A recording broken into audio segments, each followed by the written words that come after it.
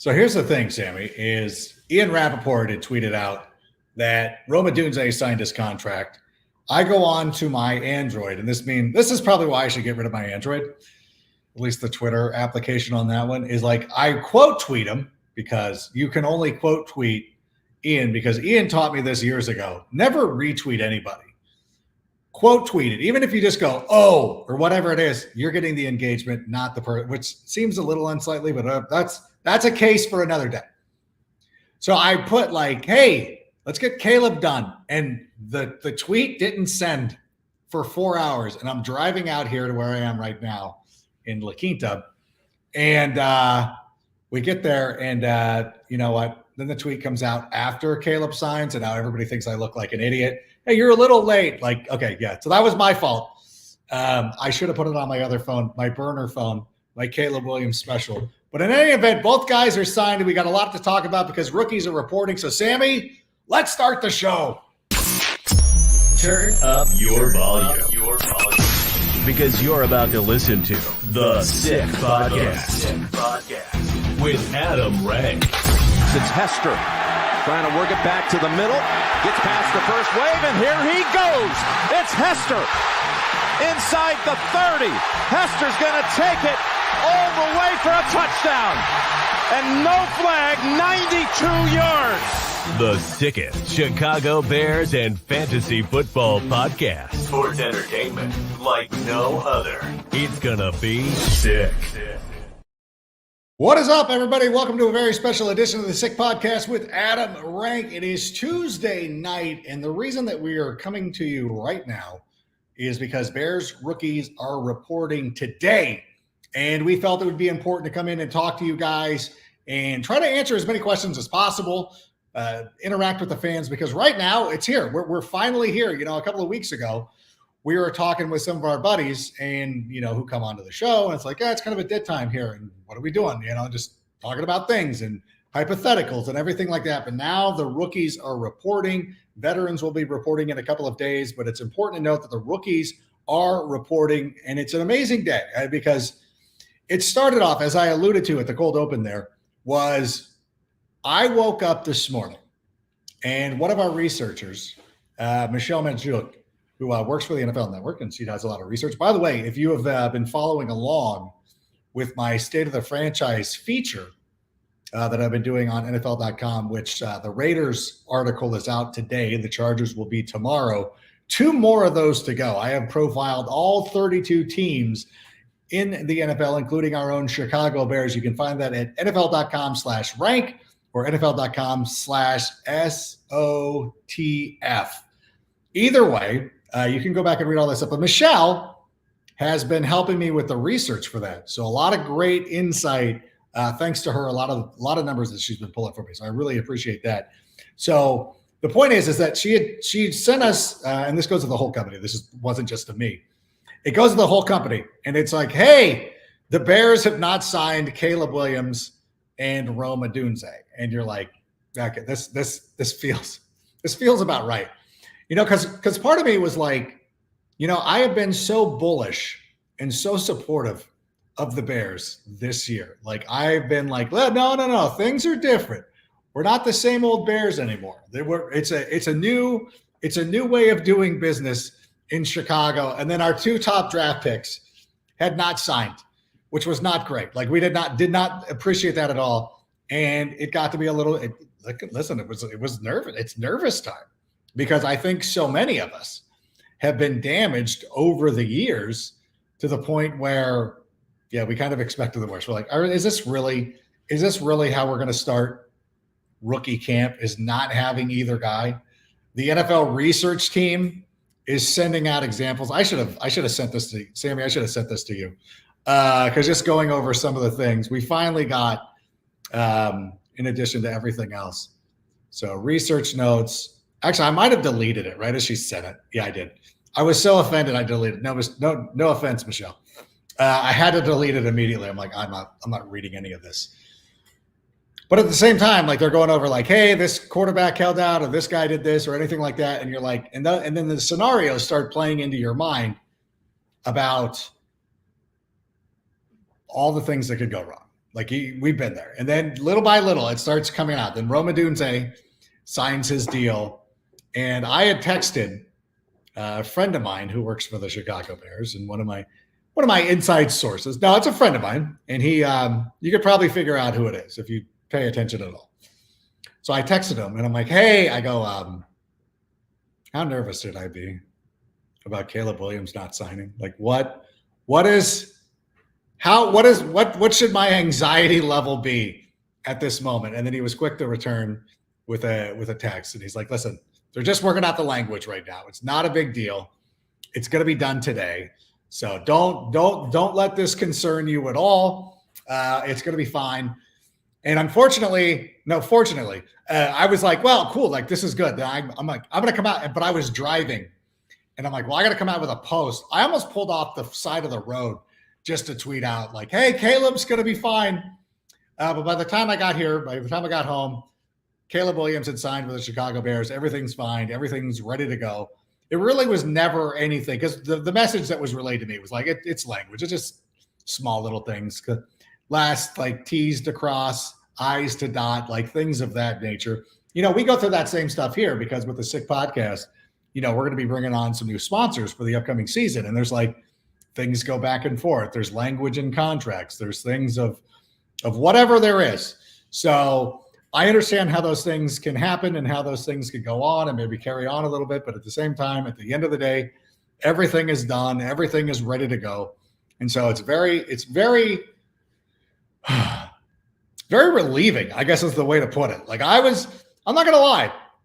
And I was very cautious with the way that I was approaching all of this, because I know, and like maybe I'm a little too full of myself, and I'm like, if I start to show a little bit of panic, then everybody else will start to panic. You know what I'm saying? Like anytime that I'm flying on a plane, and I was, traveling over the weekend, I have come to the point in my life where I'm not overly concerned with turbulence. Like I understand, I know the math, I know the science of why airplanes stay in the air. I would always be interested to see, like, if you go on to one of those guys, like one of the ice wall hat guys, like, how do you think planes work? Do you think it's on a string that's just, Grogu is dragging along? I don't know. But anyways, I'm getting off the point. The fact of the matter remains that anytime there's a little, like anytime, like eventually, if there's enough turbulence, I'm gonna be like, and I will lean into the aisle. Because I can't sit near their window because I'm a nervous tinkler. So I lean into the aisle and I look out and I look at the air host. And if the air host is cool as a cucumber, then I'm like, okay, we're fine. No big deal. We're all good. It's routine, everything like that. Similarly, I feel like for the Bears fandom that I am that air host. A lot of people draw, not like I'm an insider or anything, but I feel like I am probably the most overly optimistic Bears fan in the world.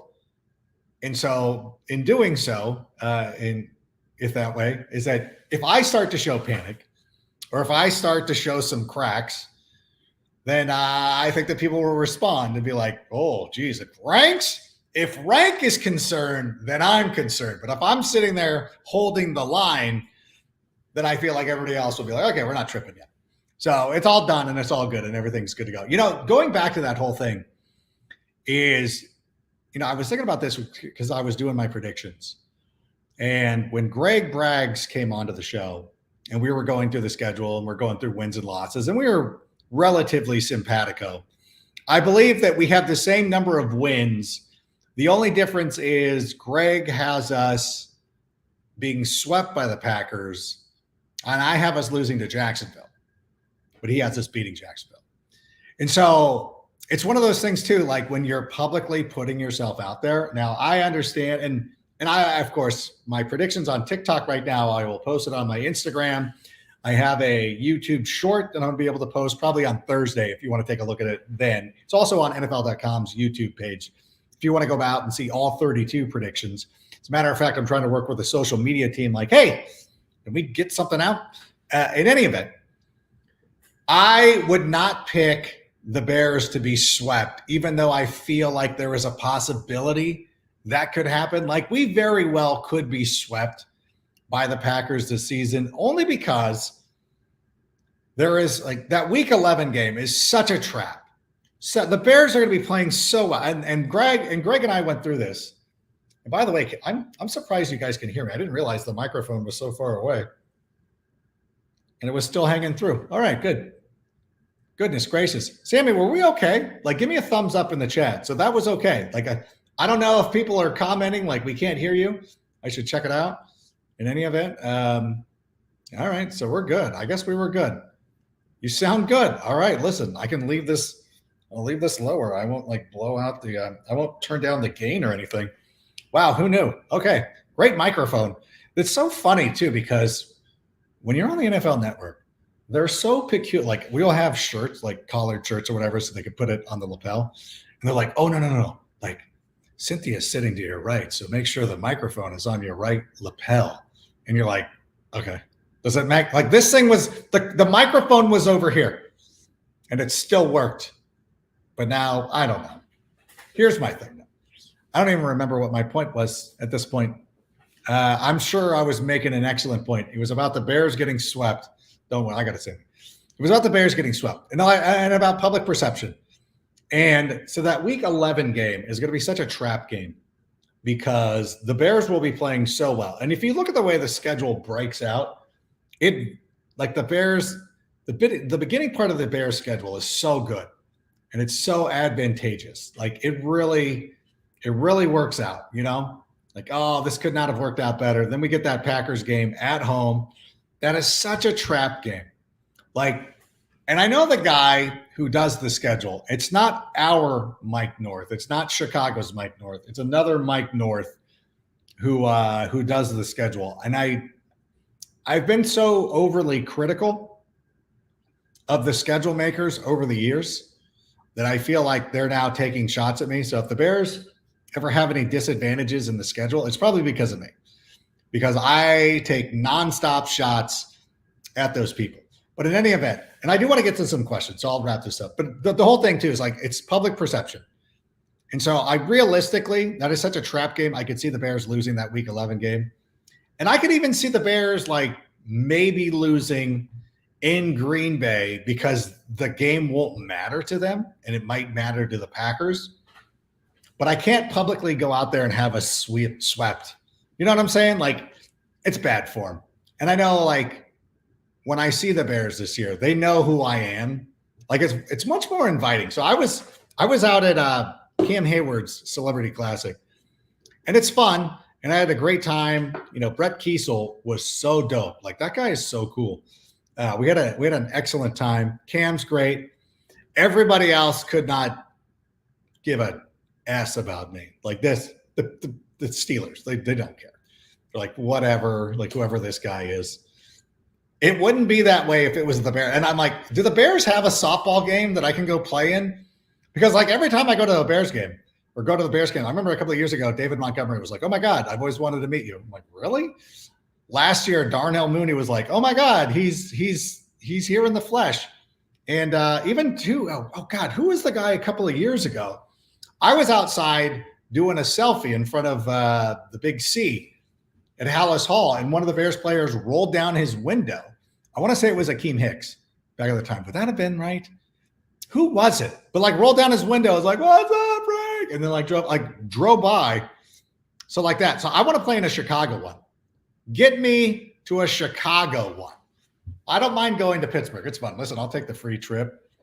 Go sit there and have free Primantis for a weekend. Go out there and see people like Patrick P, Patty P, and a bunch of other cool people. It was cool to see the fans. Like, that part of it was awesome. So it was a good time. And I get to see and hang out with Dr. Britt Baker. So obviously a great weekend. But in any event, how about some questions, Sam? Like, what are the people asking? Because I'm really excited. Like, this is a momentous day. Do you think do you think Poles is going to make a move at edge? Or is he putting his trust in what we have? The Bears 85. Hey, thank you so much for always being here to Bears 85. I know that you're a longtime fan. You're always active in the chats, and I want to thank you for doing that. And I hope that this season is going to be the one where you get rewarded. Now, I'm glad you brought this up because coming up tomorrow, because of scheduling, we're going to have a taped show where Take It to the Rank normally goes. We're going to have PFF Sam on, and we're going to be talking about a lot of things about the Chicago Bears, getting kind of an outside perspective. Too often, and I'm as guilty of this as anybody, we sit here in the echo chamber and we kind of like, hey, we're repeating the same thing. So it's nice to hear what other people have to say and not to give too much away. I still watch tomorrow. It's worth it. But I will answer this because this is a point that Sam brought up that I think is very interesting, because a lot of us seem to be of the mind that Ryan Poles is going to go out and do something. Like he's going to go out there and make a move. One of the undrafted free agents, Yannick Ngakoue. If you remember a couple of years ago, think back to the Khalil Mack situation where the Bears were able to swing a deal for Khalil Mack in late August. As a matter of fact, I remember it was a Saturday morning. I was doing a fantasy draft, and I remember because I got auto-picked Le'Veon Bell the year he was holding out. And I lost the league because I did not have Le'Veon Bell and did not get the guy that I wanted to get. There is a distinct possibility. Well, here's the thing that we know about Ryan Poles is if there is a deficiency, if Dexter or Pickens or whomever doesn't live up to expectations, they're not going to hesitate to make a move, especially with the additional capital of a second-round pick. The Bears have a lot of leeway, and it'll be interesting to see which pick they end up dealing. Let's say they do have to make a deal, and let's say it's a vaunted player. I don't know if Matt Judon is the right example here, but somebody like that. Let's say it's an elite level player who would command a second-round pick. Which second-round pick are people demanding? I would assume the Titans. And I know our producers who are huge Titans fans do not like hearing this, but it would be the Titans because they have the most uncertainty. I really do believe that the Bears could make a deal if it is deemed necessary. A deal could be made, and as a matter of fact, the team that they could be looking at are the Washington Commanders. Once again, if Payne is available, if Washington does not get out to a great start, Washington could very much find themselves in a situation where they're in a spot where they realize they're not going to be competitive in the NFC East, but you want to develop the quarterback, Jaden Daniels. And eventually you're going to want to go out and surround him with as much talent as possible. That perhaps you look at some of the assets on the defensive side of the football that still remain, and then you start to deal them away, which might actually be in their best interest. I think that Washington needs to I think a lot of these teams need to understand. And I think that Carolina could have done a better job with the guys that they traded away. I mean, thankfully they didn't because, if you think of all that Carolina's traded away for CMC, DJ Moore, and Brian Burns, like that's all you got for that? Like the CMC thing should have been like, you got a great deal for Bryce Young. And I don't think that Bryce Young's done. They're going to have to start surrounding him with talent. I don't know who's left on Carolina, but yeah, there will be an opportunity for the Bears to make a deal. I truly believe that they want their own guys to develop, to hold on to those picks because they do want to get younger. They do want to be able to add players where it's deemed necessary. But right now, they're probably going to hang on and see what they have. And over the first couple of weeks of preseason and training camp, it'll become apparent if they're going to need to make a move or not. If you're asking me, at some point, some move will be made. It depends on how big of a swing it needs to be. Does it need to be a role player? Does it need to be somebody who might be willing to come in for a little bit less money? And if you're looking at somebody like Yannick Ngakoue, he doesn't necessarily need to sign right now either. Like, listen, this guy doesn't want to go to training camp. He knows he doesn't need to.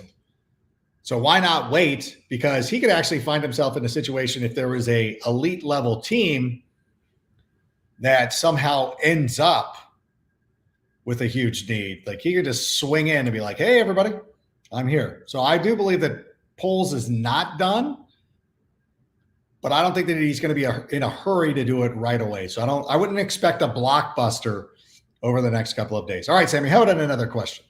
Or even if they're comments too. I'm cool with that too. If anybody just wants to make comments. Arthur Healy, college NIL has changed how fast rookies sign in the NFL.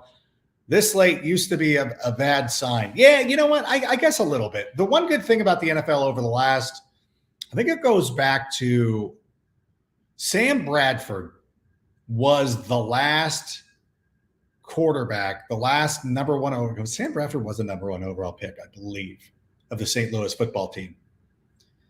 Sam Bradford was the last quarterback who signed for he signed for more than what the quarterbacks are making now. I don't have the numbers in front of me, and I would want to go and double check this. So this is more anecdotal than actual, but if not, it's pretty close.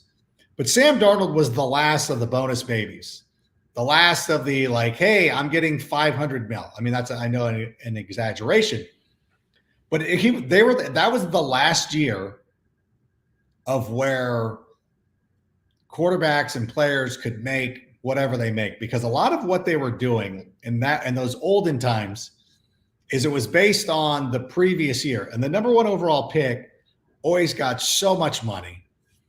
And when you were drafted number one overall, you were going to get a lot of money. Yeah, Bradford signed for $78 million for 6 years. That's a lot of money, right? I mean, I guess it seems not as outrageous anymore.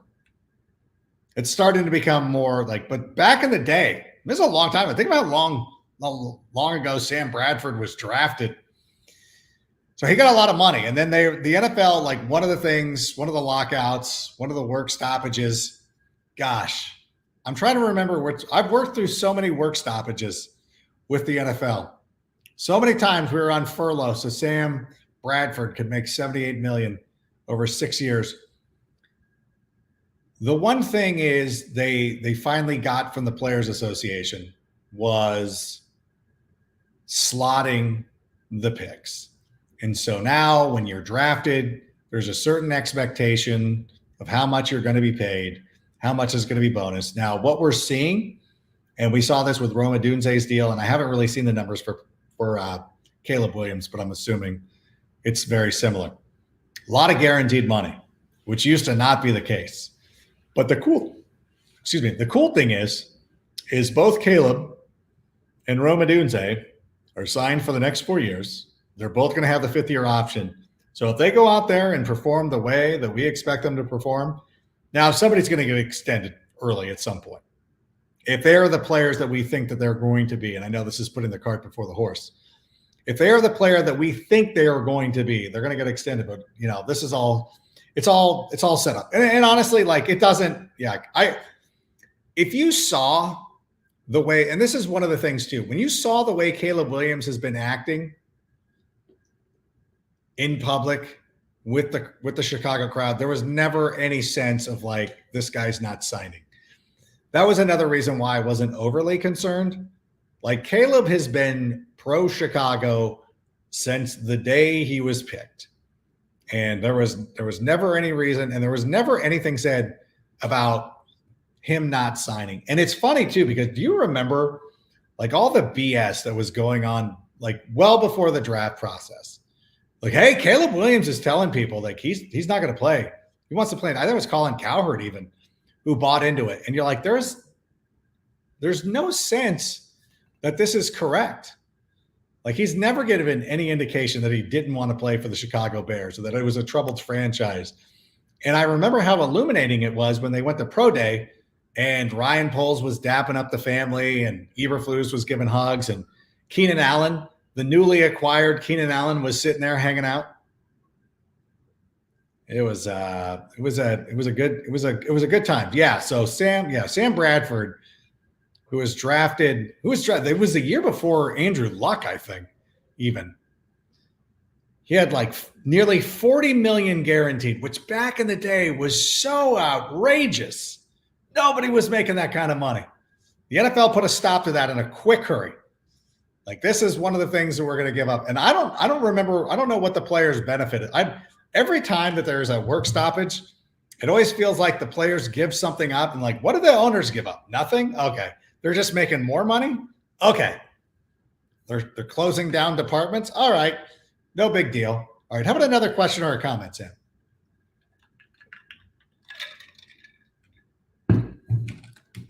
Would the Bears rather sign Connor Williams or Ogaba? Well, it depends on what happens with the offensive line. And we do assume that Ryan Bates is going to be playing pretty well. I think, again, I truly believe the Bears are content with a lot of the guys that they've signed, and they just want to kind of see what they have. Like, we're very early in the process, and one of the great things about playing in the Hall of Fame game is the ability to go out there and assess the situation, worry about injuries. Like, that's another thing too, is like, you know, we've made some signings over the last couple of years of guys coming in where you're like, okay, this is going to be good. And we're like, was it Cam Sutton came in and, you know, you're like, okay, I feel pretty good about this. And then they're never healthy. So and again, a lot of this is, you know, it comes down to injuries. God willing, everybody is going to be healthy and it's not going to be an issue. There's not going to be a need to go out there and make a signing that hopefully everybody plays well, because you would like the Bears to maintain a little bit of flexibility, to have a little bit of an opportunity to go out and address some needs. But as you're looking at this Bears team, and I know that we're kind of nitpicking right now, we're kind of looking at some spots like, yeah, maybe center is an issue.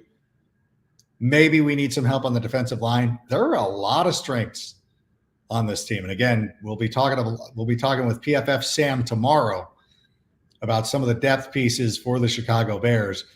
And it is interesting too. And again, to pull back the curtain a little bit. So PFF recently put out their rankings for the Bears defensive line. And I thought for sure our defensive line was going to end up in the 30s, but we're not. So I think that's a dub right there. But we will go into that. And the offensive line actually not as bad either. You know, as a matter of fact, and again, Sam and I will talk about this tomorrow, PFF Sam, that is. You do notice too is that there's a lot of guys who could improve. And I'll let you tune back in tomorrow to get Sam's breakdown of this. But Braxton Jones has been identified as a player who could break out this season. And I'll let him explain that tomorrow. Tevin Jenkins is a player that Tevin. Brandon Shaguru has been making sure that everybody is saying that name correctly. Tevin Jenkins is another player that I truly believe is going to have a monster season. Like, he's in a position right now where he can force the hand of Ryan Poles, because there's not a lot of Ryan Pace guys left on this team. And you know that Ryan Poles is trying to, you know, clean house a little bit. Like, hey, you got left behind. Like Jalen Johnson. Somebody floated this theory out about Jalen Johnson. Like, he played so well, he sort of forced the hand of Ryan Poles. Like, Ryan Poles probably didn't want to. Like, if you think about it, like Kyler Gordon's been playing well. Tyreek Stevenson has been playing well. Terrell Smith was playing really well. Like, it's a lot of money for JJ, but JJ played so well, and he's good for the vibes. So I really do. Man, I love our secondary. We're going to talk about that tomorrow. I can't wait to get into that. All right, how about let's get some more questions, even if it's just comments, Sammy. Anybody who wants to be there? Scottish Bear, I'm already not liking the way this is starting. Adam, we need to be more realistic with the cheeseheads until the Bears get over that mental block against them. You're right, Scotty Bear. Scotty Bear, you are correct. But let me say this. Ooh, there's golfers out here. Goodness gracious. It is over. It is like 44 degrees out here. It's 44 degrees and people are out here golfing. I can't believe it. I mean, I've done it, but I'm a mad person. I'm a lunatic. We do have to get over this mental block with the Green Bay Packers, and it is a thing. But it's very easy to change the narrative, to quickly erase all doubt. And I will look back to the Detroit Lions of 2 seasons ago. Now, you remember in that game in Week 18, where the Packers were playing host to the Detroit Lions, who were on a roll. They were 8-8. hate the 17 games. 8-8. The Lions eliminated from the playoffs. The Packers playing for their playoff lives. And this is the thing. This is the argument that I get from people, is that they were like, yeah, there's no way. There's no way the Bears would ever go down when the Packers need to win and beat them. That would never happen. I'm like, there is a precedent of this happening 2 years ago. 2 years ago, the Packers were playing for their playoff lives. And the Lions, with nothing to play for, went out there and spanked them. And that started the whole, that started their whole thing that led into last season that allowed the Lions to go on and win the NFC North.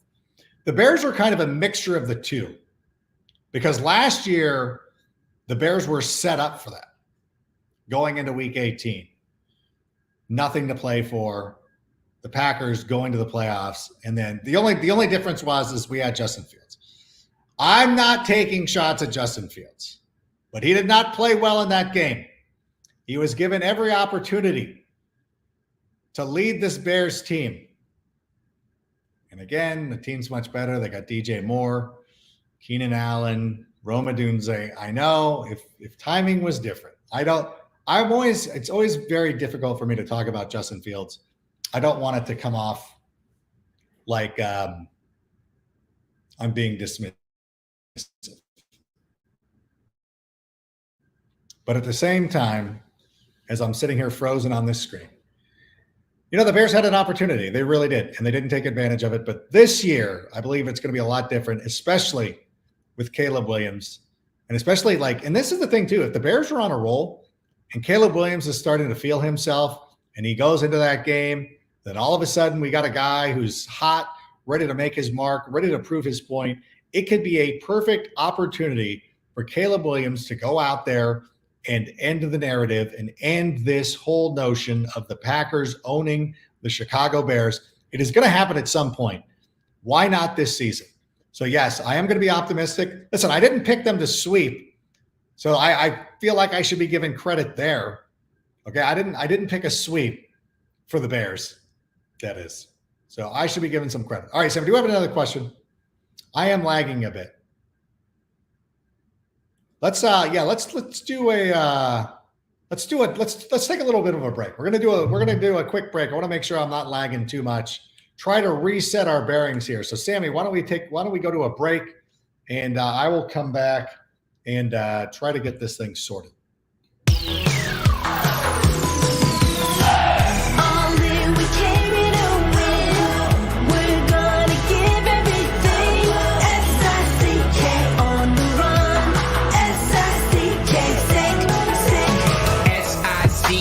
It's the sickest podcast. Tune in for the audio, or you can even watch back. Giving players all the props, or put them on blast. We don't give no hot takes, only talk facts. We're giving all our devotion, riding high on this wave of emotion. Going all out, yeah, 'cause this is our time. No, ain't no stopping us till we reach the finish line. All in, we came here to win. We're gonna give everything. S-I-C-K on the run. S-I-C-K, sick. On fire, we're ready to fight. We'll bring the house down tonight. S-I-C-K on the run. S-I-C-K, sick. Play it on the car ride, play it when you lounge. X and O, you know that we can hold it down. Shout out to my man Sammy, got it off the ground. And to all the listeners tuned in right now, got debates, analysis, and speculation. This is sports talk for the new generation. You know where to find us, got a reputation. Sick podcast, your #1 sports destination. We're giving all our devotion, riding high on this wave of emotion. Going all out, yeah, 'cause this is our time. No, ain't no stopping us till we reach the finish line. All in, we came here to win. We're gonna give everything. S-I-C-K on the run. S-I-C-K, sick. On fire, we're ready to fight. We'll bring the house down tonight.